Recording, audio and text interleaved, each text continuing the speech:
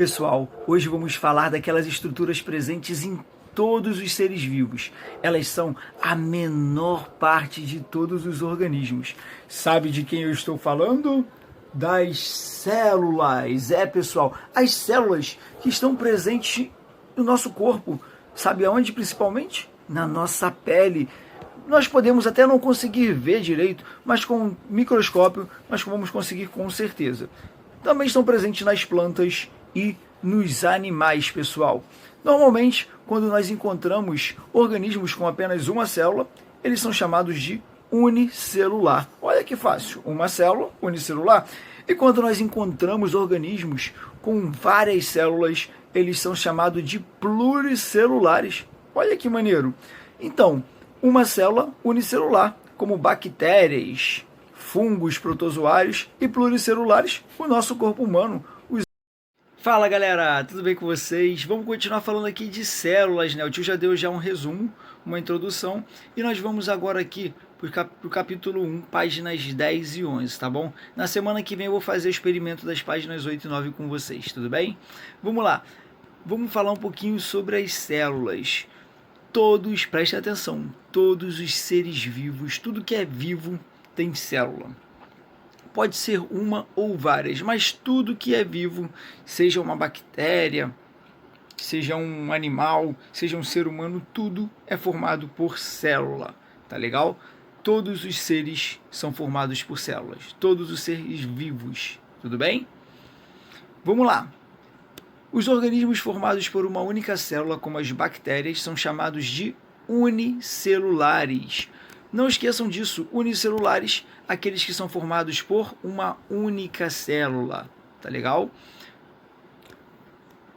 Olha só uma representação de uma célula de uma bactéria. Olha que interessante. Ela desempenha todas as funções necessárias para a vida humana.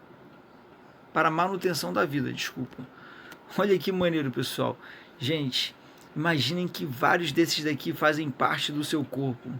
Olha só, muito incrível, né não? Os organismos formados por muitas células, como os animais e as plantas, são chamados de pluricelulares, tá bom? As células estão organizadas em diferentes estruturas. Calma, deixa eu voltar um pouquinho aqui. Então, como eu falei, unicelular, uma célula, como a bactéria, tá vendo? Uma célula. Pluricelular, várias células, ok? As células estão organizadas em diferentes estruturas com funções específicas.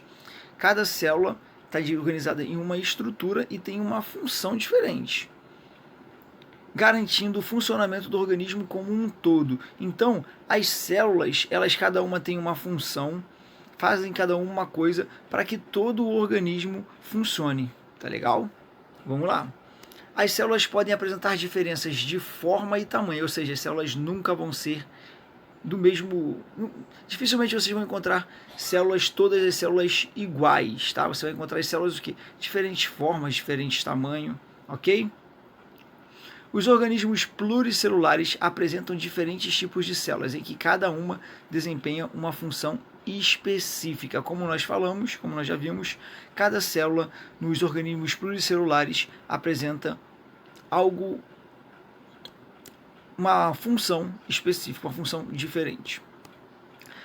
Um dos tipos de célula do sangue humano, essa imagem aqui, pessoal, que parece uma bala, na verdade, né?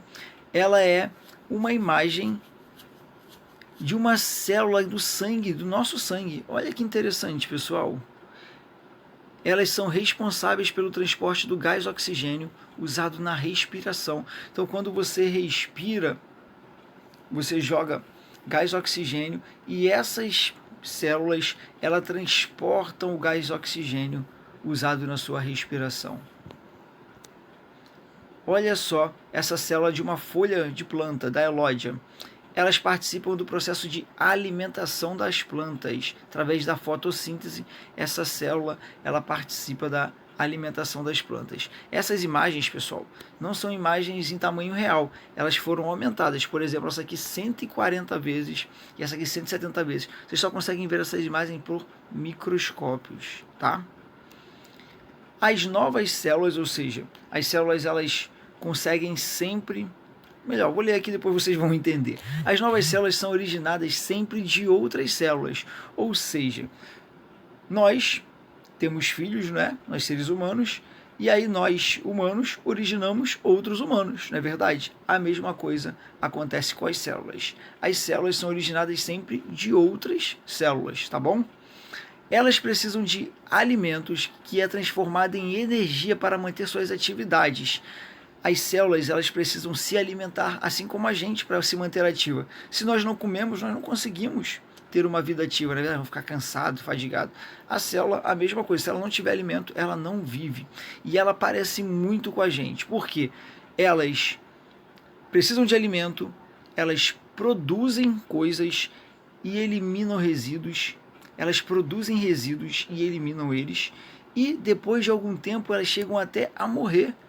Rapaz, quase um ser humano. As células são muito pequenas e geralmente só podem ser vistas com o auxílio de um microscópio, que é um aparelhinho parecido com esse aqui, ó. Tá legal? Esses aparelhos, eles permitem que a imagem possa ser ampliada de estruturas que não conseguimos enxergar a olho nu. Quem já olhou um binóculos? No binóculos você tem uma imagem o quê? Ampliada de algo, não é? O microscópio, pessoal, a imagem é muito mais ampliada do que aquelas dos binóculos comuns que nós usamos, tá bom? E é por isso, por essas imagens ampliadas, que eles conseguem identificar esses organismos presentes no nosso corpo humano. Ó, o microscópio óptico, ele permite aumentar a imagem até 1000 vezes, pessoal.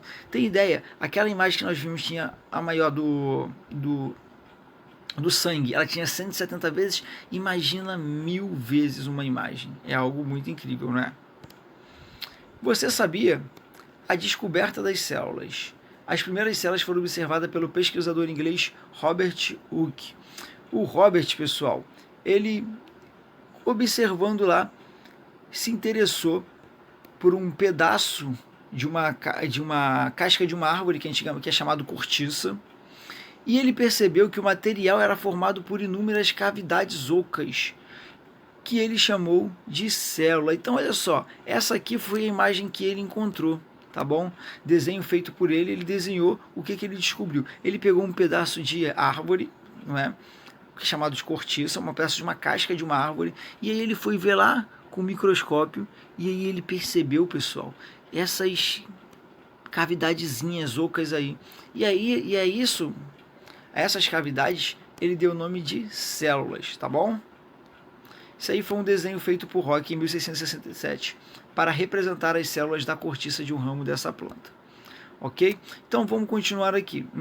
As células observadas por Hooke estavam vazias, pois a cortiça é composta de células mortas, restando apenas a parede de cada célula, que é a mais rígida.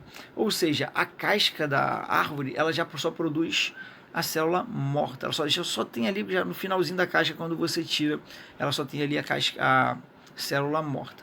Só uma coisa, o Hooke, ele foi um dos caras que mais usou o microscópio, tá? Não foi o criador. Muita gente confunde achando que ele foi o criador, mas ele não foi o criador. Ele foi um cara que aprimorou, foi um dos primeiros a aprimorar o uso do microscópio. Tudo bem?